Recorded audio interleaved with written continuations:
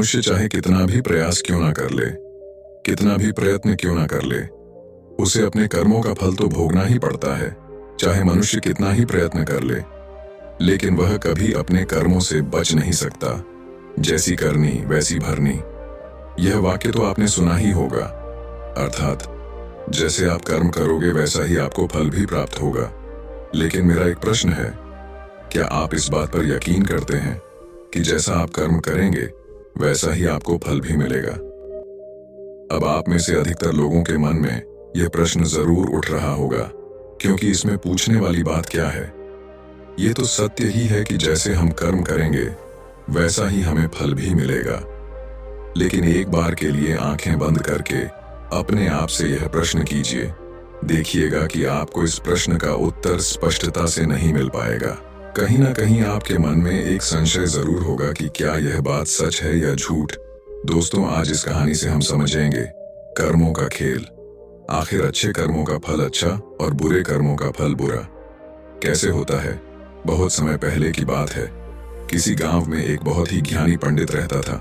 एक दिन वह अपने बचपन के दोस्त से मिलने के लिए दूसरे गांव में जा रहा था। उसका वह दोस्त बचपन से ही गूंगा और एक पैर से अपाहिज था। उस पंडित के गांव से उसके दोस्त का घर काफी दूर था। वहां जाने के लिए बीच बीच में कई सारे छोटे छोटे गांव पड़ते थे। पंडित रास्ते में अपनी धुन में चला जा रहा था। चलते चलते उसकी मुलाकात एक व्यक्ति से होती है। रास्ते में उसे एक आदमी मिलता है जो ऐसा लगता था कि वह किसी का इंतजार कर रहा था, और वह भी पंडित के साथ चलने लगता है। उस आदमी को देखकर पंडित बहुत खुश हो जाता है। उसने सोचा, चलो अच्छा हुआ, साथ साथ चलने से उसका सफर आसानी से कट जाएगा। बात की शुरुआत करने के लिए उस पंडित ने उस व्यक्ति से उसका नाम पूछा, तो उसने अपना नाम धर्मराज बताया। पंडित को यह नाम कुछ अजीब सा लगता है, लेकिन उसने नाम के विषय में कुछ और पूछना उचित नहीं समझा। दोनों धीरे धीरे साथ में चल रहे थे। तभी रास्ते में एक गांव आता है। गांव का प्रवेश द्वार आते ही धर्मराज ने पंडित से कहा, तुम आगे चलो, मुझे इस गांव में एक काम है, मैं तुमसे आगे मिलता हूँ। पंडित ने कहा, ठीक है। वह आगे रास्ते में चल देता है। कुछ देर बाद उस गांव में खबर फैली कि एक व्यक्ति को सांड ने अपनी सींग में फंसाकर मार दिया है। जैसे ही सांड ने उस व्यक्ति को मारा, ठीक कुछ ही देर में धर्मराज पंडित के पास आ गया और फिर दोनों चलना शुरू कर देते हैं और चलते चलते एक दूसरे गांव के द्वार पर पहुंच जाते हैं। उस गांव के बाहर एक बड़ा और विशाल मंदिर बना हुआ था। वहां पर आराम करने की सुविधा काफी बढ़िया लग रही थी। पंडित के दोस्त का घर अभी वहां से बहुत दूर था और रात भी होने वाली थी। तो पंडित ने धर्मराज से कहा, रात होने वाली है, पूरे दिन चलते चलते थक भी चुके हैं और भूख भी लग रही है, तो यहाँ पर भोजन करके यहीं पर हम विश्राम कर लेते हैं, फिर सुबह के समय आराम से आगे की यात्रा जारी करेंगे। धर्मराज ने कहा, ठीक है, मुझे इस गांव में किसी को कुछ जरूरी सामान देने जाना है, तुम भोजन करके आराम करो, मैं बाद में आकर भोजन कर लूंगा। इतना कहकर वह वहां से चला जाता है। लेकिन उसके जाने के कुछ समय बाद, कुछ ही देर बाद धुआं उठता हुआ दिखाई देता है और देखते ही देखते पूरे गांव में आग लग जाती है। पंडित ने हैरानी से सोचा कि यह धर्मराज जहां भी जाता है वहां कोई ना कोई अनहोनी जरूर हो जाती है, कुछ तो गड़बड़ है इस व्यक्ति में। लेकिन पंडित ने रात्रि में धर्मराज से कुछ भी पूछना उचित नहीं समझा और वे दोनों सो गए। सुबह होते ही दोनों फिर से अपनी यात्रा शुरू कर देते हैं। कुछ देर चलने के बाद रास्ते में फिर से एक गांव आता है। धर्मराज ने फिर पंडित से कहा, आप आगे चलिए, मुझे इस गांव में अपने मित्र से मिलने जाना है, मैं अपने दोस्त से मिलने के बाद आगे रास्ते में मिलूंगा। यह कहकर धर्मराज वहां से चला गया। लेकिन पंडित इस बार आगे नहीं गया। वहीं खड़ा होकर धर्मराज को देखता रहा कि वह कहां जा रहा है और क्या करता है। तभी थोड़ी देर बाद लोगों की आवाज सुनाई देने लगी कि एक व्यक्ति को सांप ने काट लिया है और उसकी मृत्यु हो गई है। ठीक उसी समय धर्मराज फिर पंडित के पास पहुंच गया। लेकिन इस बार पंडित से रहा नहीं गया और उसने धर्मराज से पूछ ही लिया कि तुम जिस भी गांव में जाते हो वहां कोई ना कोई अनहोनी जरूर हो जाती है, क्या तुम मुझे बता सकते हो यह ऐसा क्यों हो रहा है? धर्मराज ने कहा, पंडित जी, आप तो मुझे बहुत ज्ञानी मालूम पड़े थे, इसीलिए मैं आपके साथ चलने लगा था, क्योंकि ज्ञानियों का साथ बहुत अच्छा होता है, परंतु आप अभी तक समझ नहीं पाए कि मैं कौन हूं। पंडित ने कहा, मैं समझ गया हूं, लेकिन मुझे कुछ शंका है। अगर आप ही अपना उपयुक्त परिचय दे दें तो मेरे लिए आसानी होगी। तब धर्मराज ने जवाब दिया कि मैं यमदूत हूं और यमराज की आज्ञा से उन लोगों के प्राण हरण करता हूं जिनकी उम्र पूरी हो चुकी है। हालांकि पंडित को पहले से ही इस बात की आशंका थी, फिर भी धर्मराज के मुंह से यह बातें सुनकर वह घबरा गया। लेकिन वह हिम्मत करके पूछता है कि अगर तुम सच में यमदूत हो तो मुझे बताओ, अगली मृत्यु किसकी है? धर्मराज ने जवाब दिया, अगली मृत्यु तुम्हारे उसी मित्र की है जिससे तुम मिलने जा रहे हो, और उसकी मृत्यु का कारण भी तुम ही बनोगे।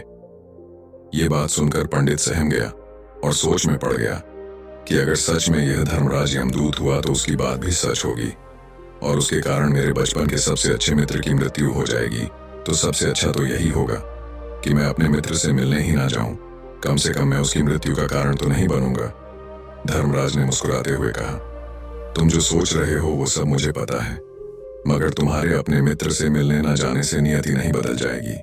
तुम्हारे मित्र की मृत्यु तो निश्चित है और वह अगले कुछ ही पलों में घटित होने वाली है। महाकाल के मुंह से ऐसी बातें सुनकर पंडित को झटका लगा, क्योंकि महाकाल ने पंडित के मन की बातें पढ़ ली थीं, जो कि एक सामान्य व्यक्ति के लिए संभव नहीं है। अब पंडित को विश्वास हो गया कि यह धर्मराज सचमुच में यमदूत ही है। जब पंडित को यह पूर्ण विश्वास हो गया कि धर्मराज जी यमदूत हैं तो वह घबरा गया। वह अपने मित्र की मृत्यु का कारण नहीं बनना चाहता था, इसलिए वह पलटकर अपने गांव की तरफ वापस जाने लगा। लेकिन जैसे ही पंडित वापस जाने के लिए मुड़ा, उसने देखा कि उसका मित्र तेजी से उसकी तरफ चला आ रहा है, जो कि पंडित को देखकर अत्यंत प्रसन्न दिखाई पड़ रहा था। अपने मित्र के आने की गति को देखकर पंडित को ऐसा लगा कि जैसे उसका मित्र काफी देर से उसका ही पीछा कर रहा है, लेकिन वह बचपन से ही गूंगा था और एक पैर से लंगड़ा भी था। इसीलिए ना तो वह पंडित को आवाज देकर रोक पाया था और ना ही उस तक पहुंच पा रहा था। लेकिन जैसे ही वह पंडित के पास पहुंचा, अचानक ही जमीन पर गिर पड़ी और तुरंत ही उसकी मृत्यु हो गई। पंडित हक्का बक्का होकर धर्मराज की ओर देखने लगा, जैसे कि वह पूछना चाह रहा हो कि आखिर क्या हुआ। धर्मराज पंडित के मन में उठ रहे प्रश्नों को समझ गया और बोला, तुम्हारे मित्र ने पिछले गांव में ही तुम्हें देख लिया था और वे वहीं से ही तुम्हारा पीछा कर रहा था, लेकिन गूंगा और लंगड़ा होने की वजह से वह तुम तक नहीं पहुंच पाया। उसने अपनी पूरी ताकत लगाकर तुम तक पहुंचने का प्रयास किया, लेकिन बुढ़ापे में बचपन जैसी ताकत नहीं होती, इसलिए दिल का दौरा होने के कारण उसकी मृत्यु हो गई, क्योंकि वह तुमसे मिलने के लिए अपनी सीमाओं को तोड़कर तुम्हारे पीछे भाग रहा था। इसलिए अपने मित्र की मृत्यु का कारण भी तुम ही कहलाओगे। अब पंडित को पूर्णतः यह विश्वास हो गया था कि धर्मराज एक यमदूत है और उसका कार्य जीवों के प्राण हरना है। लेकिन पंडित एक ज्ञानी व्यक्ति था, वह यह भी जानता था कि मृत्यु पर किसी का वश नहीं है, सबको एक ना एक दिन मरना ही है। यही सोचकर उसने अपने आप को संभाल लिया। लेकिन अचानक ही पंडित के मन में अपनी मृत्यु के बारे में जानने की इच्छा हुई, इसलिए उसने धर्मराज से पूछा कि जब मृत्यु मेरे दोस्त की होनी थी तो तुम शुरू से ही मेरे साथ क्यों चल रहे थे? यह प्रश्न सुनकर धर्मराज जोर से हंसा और बोला, मैं तो हर पल हर क्षण सभी के साथ चलता हूं, किंतु लोग पहचान नहीं पाते, क्योंकि लोगों के पास अपनी समस्याओं के अलावा किसी और व्यक्ति, वस्तु या घटना के बारे में सोचने समझने या उसे देखने का समय ही नहीं होता। पंडित ने कहा, तो क्या तुम यह बता सकते हो कि मेरी मृत्यु कब, कहां और कैसे होगी? महाकाल ने कहा, हालांकि किसी भी सामान्य जीव के लिए अपनी मृत्यु के बारे में जानना ठीक नहीं है, क्योंकि कोई भी जीव हो या जानकर, वह अपनी मृत्यु के बारे में जानकर बहुत दुखी हो जाता है। हालांकि तुम जानी व्यक्ति मालूम पड़ते हो और तुमने जिस तरीके से अपने मित्र की मृत्यु को सहन कर लिया है, उसे देखकर लगता है कि तुम अपनी मृत्यु के बारे में जानकर भी दुखी नहीं होंगे। महाकाल ने कहा, तो सुनो, तुम्हारी मृत्यु आज से ठीक 6 महीने बाद आज ही के दिन किसी दूसरे राज्य में फांसी लगने से होगी, और सबसे हैरानी की बात तो ये होगी कि तुम स्वयं ही खुशी से उस फांसी को स्वीकार कर लोगे। इतना कहकर धर्मराज वहां से चला गया, क्योंकि अब धर्मराज के पास पंडित के साथ चलते रहने का कोई कारण न था। इसके बाद पंडित ने अपने मित्र के शरीर का अंतिम संस्कार किया और यथाशक्ति उसके क्रियाकर्म करके अपने गांव वापस आ गया।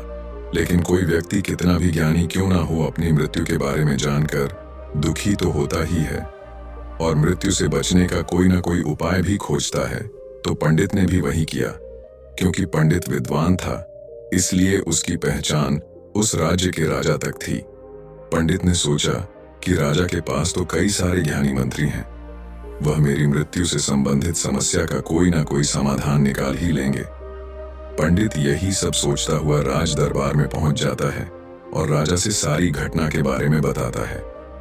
राजा ने अपने मंत्रियों को सारी समस्या बताई और उनसे सलाह मांगी। अंत में सभी ने विचार विमर्श करके कहा, अगर पंडित की बात सही है तो उसकी मृत्यु भी 6 महीने बाद ही होगी, लेकिन मृत्यु तो तब होगी जब वह किसी दूसरे राज्य में जाएगा। यदि वह किसी दूसरे राज्य में जाए ही ना तो मृत्यु ही नहीं होगी। मंत्रियों की यह सलाह राजा को भी सही लगी। इसके बाद पंडित के रहने की सारी व्यवस्था महल में ही कर दी गई और राजा के आदेश के बिना उस पंडित से किसी को भी नहीं मिलने दिया जाता था। लेकिन पंडित कहीं भी आ जा सकता था ताकि पंडित को यह न लगे कि वह राजा की कैद में है, परंतु पंडित डर के मारे स्वयं ही कहीं आता जाता नहीं था। धीरे धीरे महीने गुजरते गए और पंडित की मृत्यु का समय नजदीक आने लगा और अंततः वह भी दिन आ गया जिस दिन पंडित की मृत्यु होनी थी।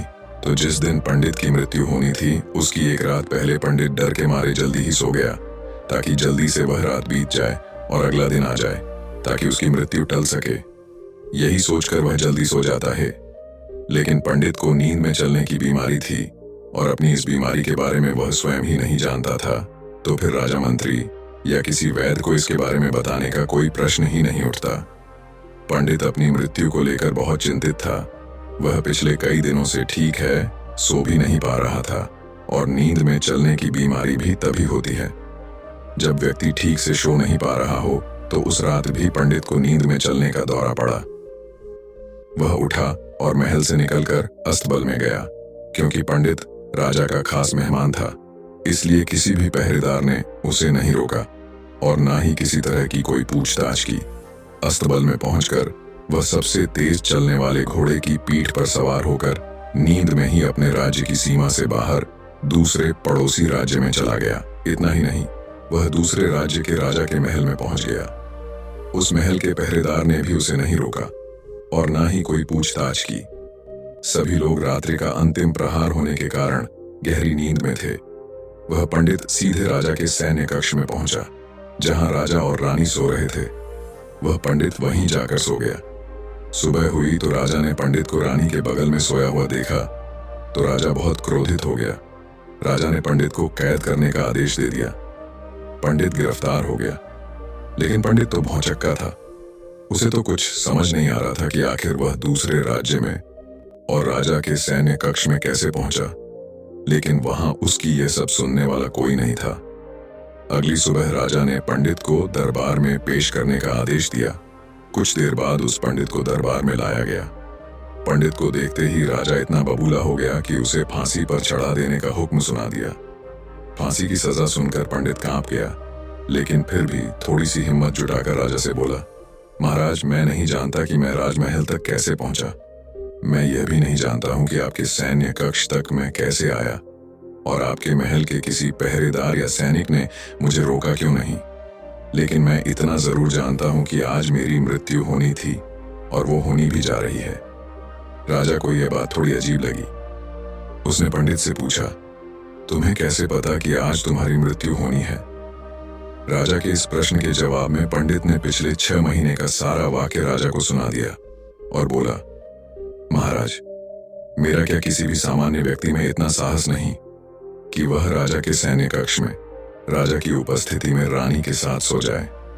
राजा को पंडित की बात में थोड़ा तर्क दिखाई पड़ा, परंतु उसने सोचा कि यह मृत्यु से बचने के लिए धर्मराज और उसके द्वारा अपनी मृत्यु की भविष्यवाणी की कहानी बना रहा है।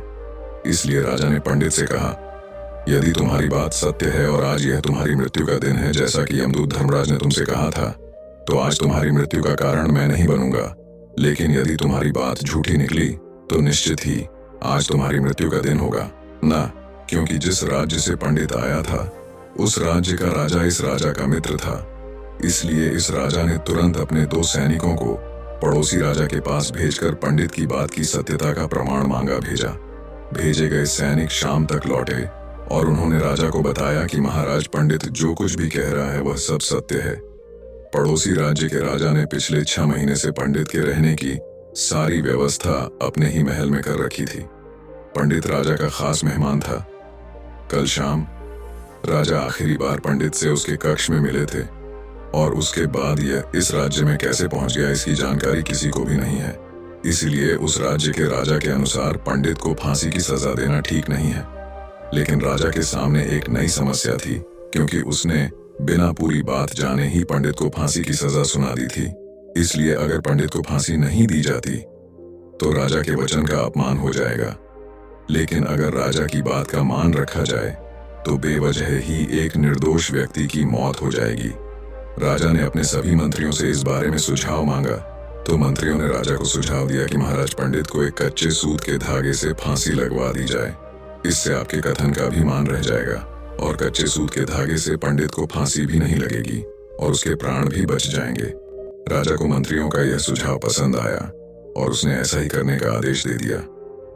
पंडित के लिए कच्चे सूत के धागे से फांसी का फंदा बनाया गया और नियम के अनुसार पंडित को फांसी पर चढ़ाया जाने लगा। सभी लोग बहुत खुश थे कि ना तो पंडित मरेगा और ना ही राजा का वचन खाली जाएगा। पंडित को भी पूर्ण विश्वास था ये सूत के धागे से तो उसकी मृत्यु हो ही नहीं सकती।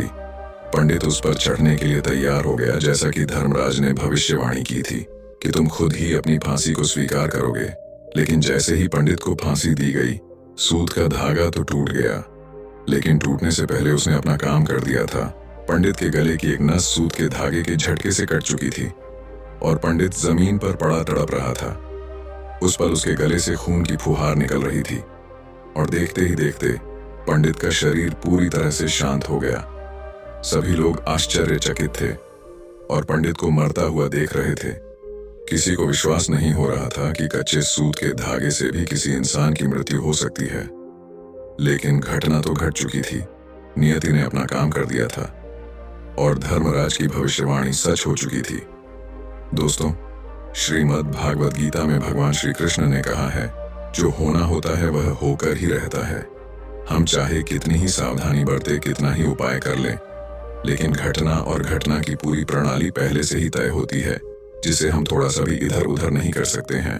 दोस्तों, शायद इसीलिए ईश्वर ने हमें भविष्य जानने की क्षमता नहीं दी है, ताकि हम अपने जीवन को ज्यादा बेहतर तरीके से जी सके।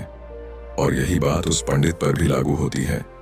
अगर पंडित ने महाकाल से अपनी मृत्यु के बारे में ना पूछा होता तो 6 महीने तक राजा के महल में कैद रहकर डर डर कर जीने की बजाय ज्यादा बेहतर जीवन जीता। दोस्तों, आपने आज के इस वीडियो से क्या सीखा वह मुझे आप कमेंट में बता सकते हैं। इसी के साथ में उम्मीद है कि आपको आज की वीडियो पसंद आई होगी, तो इस वीडियो को उस इंसान को शेयर करें जिससे यह कहानी सुनने की जरूरत है और उसी के ठीक बाद चैनल को सब्सक्राइब करें। तो चलिए फिर मिलते हैं ऐसी एक और नई वीडियो में एक नए मैसेज के साथ। तब तक के लिए अपना ख्याल रखें। धन्यवाद और नमो बुद्धाय।